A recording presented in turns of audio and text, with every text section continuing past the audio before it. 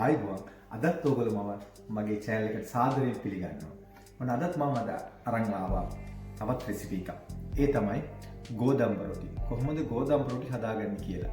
ඉතින් මොකද මේ ගෝදම්බ රොටිම තමයි ඔයගලන්ට අර ලේන්සුව කියලා කියන්නේ මේ විදිහට හදාගන්න පුළුවන්. ඒකම තමයි ඔයගොල්ලෝ කොත්තු රොටියකටත් පාවිච්චි කරන්නේ. ඉතින් ගොඩක් අයගෙන් මම අහලා තිබුණා කොහොමද ඒක හදාගන්නේ කියලා. අපි බලමු අද කොහොමද ඒක හදන්නේ කියලා. එහෙනම් අපි හදමු. ඉතින් මෙතනට අවශ්‍ය තියෙන මේ plain flour. මේ plain flour මෙතන තියෙන ග්‍රෑම් 500ක්. ඉතින් ඒකට අපිට අවශ්‍ය වෙනවා ලුණු ටීස්පූන් එකක්. ඉතින් වැඩි දාගන්න එපා. සමහර අය සීනි දාන අවශ්‍ය නැහැ දාන්න. ඒක ඊළඟට vegetable oil හරි නැත්නම් ඔයගොල්ලෝ පුළුවන් පොල් තෙල් coconut oil පාවිච්චි කරන්න. තියෙන්න පුළුවන්. මෙතන තියෙන ටේබල් ස්පූන් දෙකක්. ඒක මේ විදිහට දාන්න. වෙන කිසිම දෙයක් දාන්න ඕනේ මෙච්චරයි අවශ්‍ය වෙන්නේ මේක ගන්න. ඊළඟට මේක සාමාන්‍ය වතුර පාවිච්චි කරද්දී වතුර සීතල වතුර මුකුත් එපා නිකන් සාමාන්‍ය ඇල් වතුර පාවිච්චි කරා නම් හරි. ඊළඟට මම පිටි පොඩ්ඩක් තියන් ඉන්න මට අවශ්‍ය වුණොත් පිටි මේකට එකතු කරන්න හෝ යම් සිදුවකට මේකට අවශ්‍ය වුණොත් ඒකට පාවිච්චි කරන්න. මේක කවලම් කරගත්තා. ඊට පස්සේ මේකට මේ විදිහට එකතු කරනවා.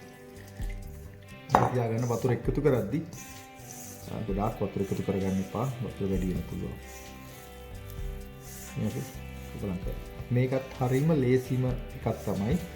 මේක සමහර අයගේ තියෙනවා ගොඩක් මේවා පැය ගණන් තියන්න ඕනේ. ඇත්තට මේක පැය ගණන් තියන්න ඕනේ. මේක පැය දෙකකින් ඔක්කොම ඉවරයි. මදි පාට මගේ වතුර පොඩ එකතු කරන්න. දැන් ඔයාලට පේනවා ඇති මේක මේ විදිහට යන්නේ. මේක තව පොඩ්ඩක් පිටි එකතු කරන වටේට. මේක ගොඩාක්ම මේ කරන්න ඕනේ නැහැ. ඒ කියන්නේ මේක හොඳට ලොකුවට කවලම් කිරීමක් අවශ්‍ය වෙන්නේ නැහැ. මේ පාන් හදන වගේ මේක ඇලෙන්නේ නැතුව මෙන්න මේ පදම තමයි ගන්න ඕනේ. මගේ කලින් වීඩියෝ වල ඇති කොහොමද ඒක හදන්නේ කියලා සමහර අපි පරාට එහෙම හදද්දි මෙන්න මේ වගේ තමයි ඉන්නේ. මේ ගන්ටාම හොඳට නැති ඊට පස්සේ අපි තෙල් පොඩ්ඩක් දාලා මේක පැයක් විතර මේ තියෙන අරින්න මේක රෙස්ට් කරන්න. ඊට පස්සේ මේ තෙල් පොඩ්ඩක් එකතු කරලා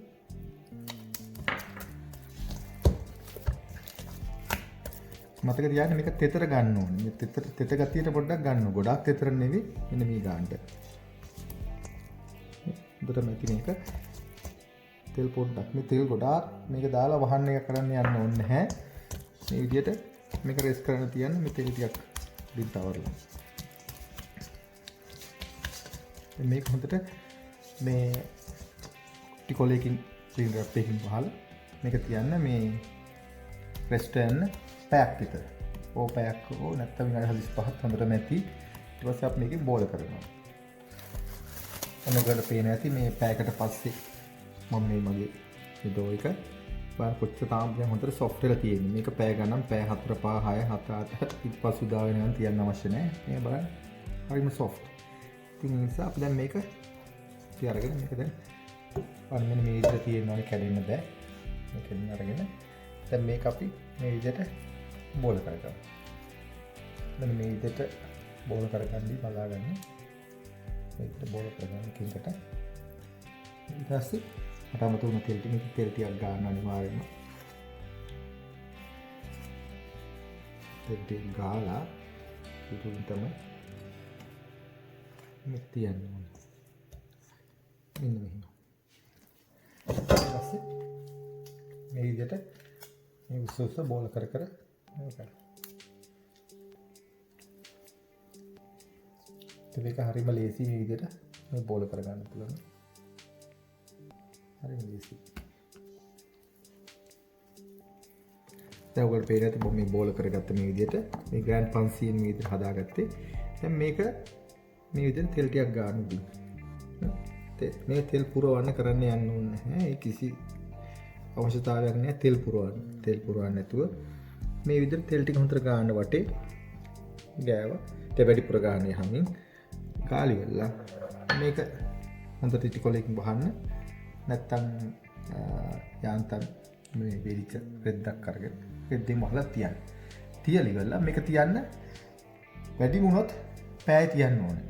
තියලා ඊට පස්සේ මම ඔයාලට පෙන්නන්නම්. ඊට පස්සේ මේක හොඳට රෙස්ට් වෙනවා. රෙස්ට් කරන් පස්සේ අපිට ලේසි මේක ඊට පස්සේ මේක තුනී කරගන්න. ඉතින් එහා විසිම දෙයක් කරන්න ඕනේ නැහැ. කාලේ ගොඩක් නාස්ති කරන්න ඕනේ නැහැ. ඔයාලට මේ ඔක්කොම පැය දෙකමාරට අතරේ සියල්ලම සිදු කරන්න පුළුවන්. එහෙනම් අපි මේ ඉඳ තියලා අපි හදමු කොහොමද ගෝදම්බේ හදන්නේ කියලා. ඔන්න බලන්න මම කලින් ඔයාලට කියපු විදිහට මේ තියෙන්නේ. කලින් හදාගත්ත ටික මේක පෑගින් පස්සේ මම මේ ගත්තේ. පෑග් ගියෙත් නෑ ඇත්තටම. බලන්න මේ කොච්චර සොෆ්ට් එකක් තියෙනවද කියලා. එහෙනම් අපි දැන් මම ඔයාලට කියලා දෙන්නම් කොහොමද මේ ගෝදම්බේ හදාගන්නේ කියලා. අපි එන හදමු බලන්න. මේකට වැදගත් දේ තමයි මෙන්න මේ වගේ මේ ටේබල් එක. දැන් මගේ මේ ටේබල් එකේ මේක ගහන්න මේක දිගාරින් පුළුවන්. ඉතින් මේකට ඉස්සෙල්ලා මේ වගේ තෙල් ටිකක් හොඳට ගා ගන්න. තෙල් ටිකක් ගාලා ඉවරලා තෙල් ගොඩ කරගන්න එපා. තෙල් ගන්න. ඊට පස්සේ ඒ අතරේ මේ වගේ තැටියක් ලෑස්ති කරන්න. අතර මම මේ ගෙදර ගන්න නිසා තමයි මගේ මේ තැටිය තියෙන්නේ. නැත්තම් මේක අපි රෙස්ටුරන්ට් එකේ කරන අපි ලොකු තැටියක් තියෙනවා. මේ තැටිය තමයි කරන්නේ. ඔයගොල්ලන්ට එහෙම දුන්නා ඒකත් කරන්න පුළුවන්. නමුත් මට මේ ගෝදම්බ රොටිය හදාගන්න වෙන්නේ මෙන්න මේ තැටියේ ප්‍රමාණය අනුව තමයි හදාගන්න වෙන්නේ. ඉතින් නැත්තම් මේ ලොකු එකක් වෙනවා අපි ලොකුවට දාන්න පුළුවන්. නමුත් මම මේකේ ප්‍රමාණය පොඩි නිසා මම පොඩි එක තමයි හදාගන්නේ. ඉතින් මේ විදිහට අරගෙන මෙන්න මෙහෙම බෝලේ මේ විදිහට ගන්න. මෙහෙම තියලා ඔයාලා තුනී කරන්නත් පුළුවන්. නැත්තම් මම මේ විදිහට තුනී කරන. හැබැයි මේ මම මේ දැන් පෙන්න තුනී කිරීම තමයි හරිම තුනී කිරීම වෙන්නේ. මොකද හරියටම තුනී වෙන්න පුළුවන්. පේනවද? අර ලේසි ඉච්චර අමාරු නැහැ. හැබැයි පොඩ්ඩක් පුරුදු වෙන්න මේක. මේ විදිහට ගත්තා. ඔයාලට මේක නවන්න නැතුව දාන්න පුළුවන්. මට මේක ලොකු තැටියක් තියෙනවා නම්. නමුත් මගේ තැටිය පොඩි නිසා මම මේ වගේ නවනවා.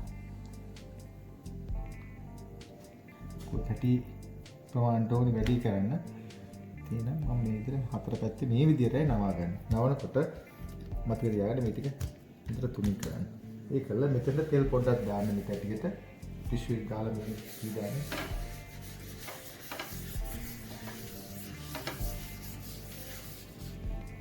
පොඩ්ඩක් ගාලා ඒක පිළිදකට තමයි තෙල් තියෙන්න ඕනේ. රස්නේ ඇති.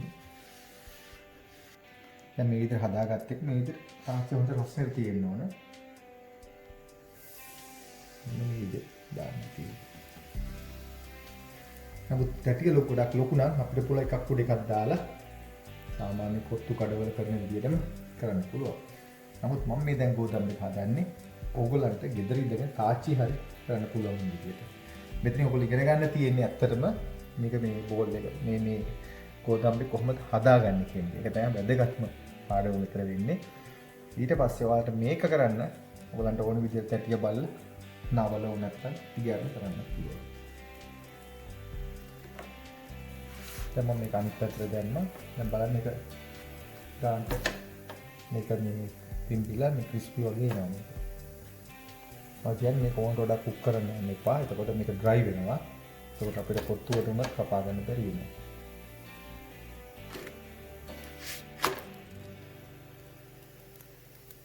දැන් මේ බලන්න පේනව නේද? මේ විතර හරි. දැන් ඉතින් අපි මේ විතර හදලා අපි මේ වගේ දැන් කීපයක් අපි හදාගන්න දෙන්න. ඉතින් බංගොල්ලන් අයිමත් නැවත වතාවක් පෙන්නන්න මේ විදිහට. ඔයාලට ඕන මෙහෙම තුනී කරන්නත් පුළුවන්. තුනී කළ ගන්නත් පුළුවන්. හැබැයි මතක තියාගන්න තුනී කරන්න ගිහලා ඉරා ගන්න එපා. ඉතින් මේ විදිහට පුරුදු වුණොත් මෙහෙමත් කරන්න පුළුවන්. එච්චරයි හතරයි. මේ විදිහට අයිමත් නවා ගන්න.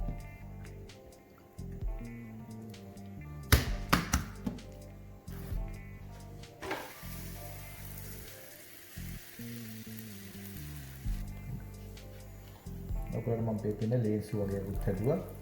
දැන් මේක තමයි ලේන්සු හැදී. විදියට හදන්න ඕනවාද ගෝදම්බේ ලේන්සු කොහොමද බලන්න මේ කොච්චර සොෆ්ට් කියලා. මෙන්න මේ විදියට. මේක හරි සොෆ්ට්. මේක දැන් අර ලේන්සු විදියට හදනවා කියලා කියන්නේ ඒක තමයි. ලේන්සු වගේ. මේ විදියට හදා ගන්නත් පුළුවන්.